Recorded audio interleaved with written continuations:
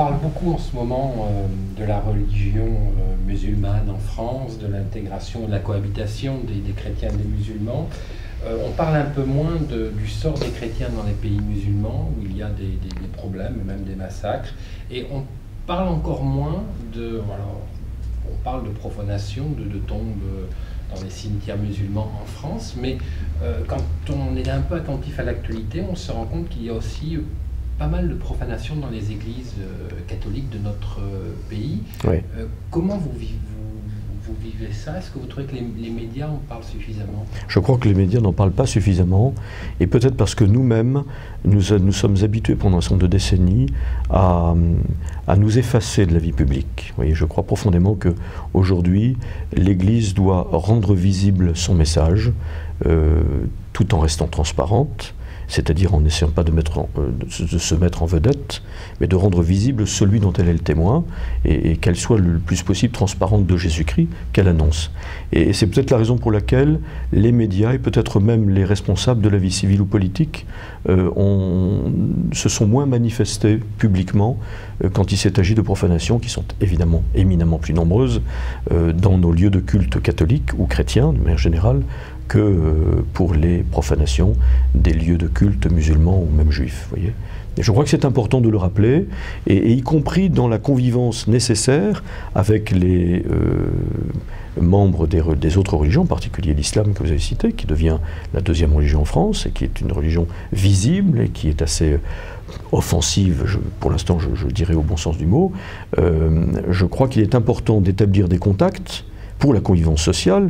C'est l'intérêt du dialogue interreligieux qui a pour but de réaliser des conditions de connaissance mutuelle, de confiance mutuelle si c'est possible, pour vivre ensemble, mais sans oublier notre vocation à annoncer l'évangile du Christ à tous, y compris aux musulmans, et en n'oubliant pas que ce dialogue interreligieux doit être fait dans la vérité, c'est-à-dire rappeler que les chrétiens sont persécutés et malmenés aujourd'hui, on le sait, dans les pays musulmans. Donc il y a une réciprocité qu'il faut mettre au grand jour pour équilibrer cette cohabitation et ce dialogue.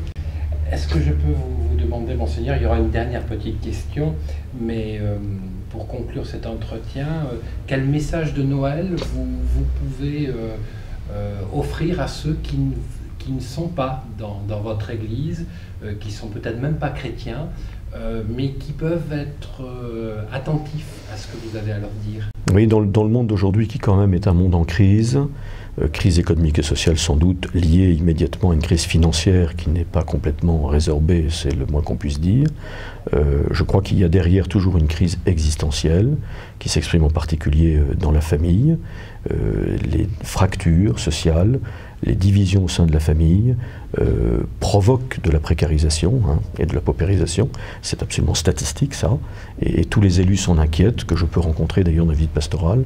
Et je crois que ces dysfonctionnements d'une société en crise appellent un message d'espérance.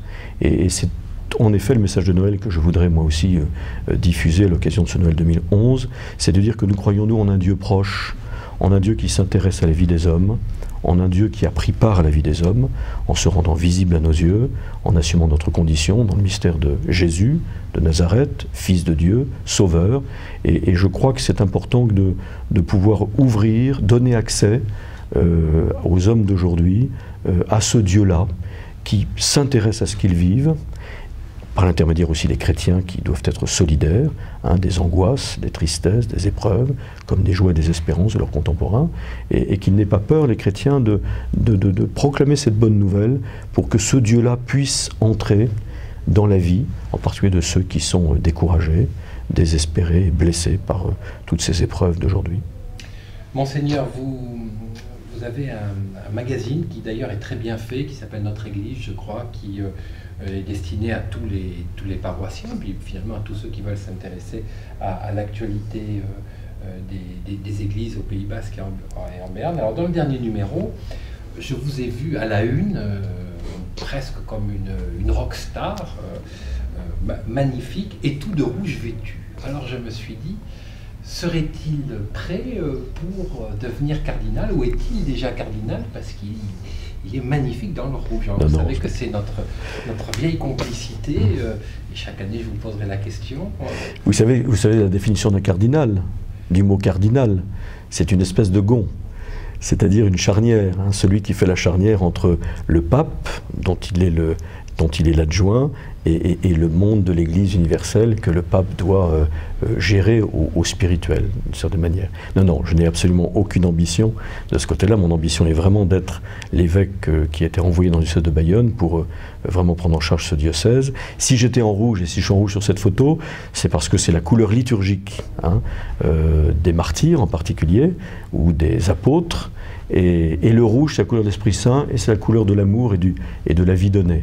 Alors comme le titre de cette lettre pastorale est « La charité du Christ nous presse l'urgence de la mission », c'est vrai que cette couleur rouge, couleur de l'amour, du corps livré, du sang versé, de la vie donnée, correspondait bien à ce thème. Et malgré tout ce que vous recevez comme nouvelles difficiles tout au long de la journée, parce qu'on a commencé cet entretien là-dessus, sur des choses qui ne sont pas très joyeuses, on a parlé de choses qui n'étaient pas très joyeuses dans cet entretien, est-ce que le matin, quand vous vous réveillez, il y a toujours de la joie au fond de votre cœur? Et est-ce que c'est ce qui est le fil conducteur de votre journée? Moi, je suis optimiste, hein, par nature, donc je me lève plutôt de bonne humeur. Mais ce qui accroît et consolide ma bonne humeur, c'est que la première chose que je fais, c'est de rencontrer le Seigneur dans la prière. C'est là que je puise ma force, hein, et c'est là que je puise mon énergie, et c'est là que je puise aussi mon espérance. Ce qui fait que je crois que vouloir être un homme d'espérance. Je me souviens qu'un laïc, en m'accueillant à la cathédrale le jour de mon ordination, m'a demandé, après m'avoir présenté une partie des activités du diocèse, d'être un évêque de l'espérance. J'essaye de l'être et c'est le Seigneur qui m'en donne la force. Monseigneur, merci, et puis nous vous souhaitons de bonnes et de joyeuses fêtes de Noël à notre tour. Merci beaucoup.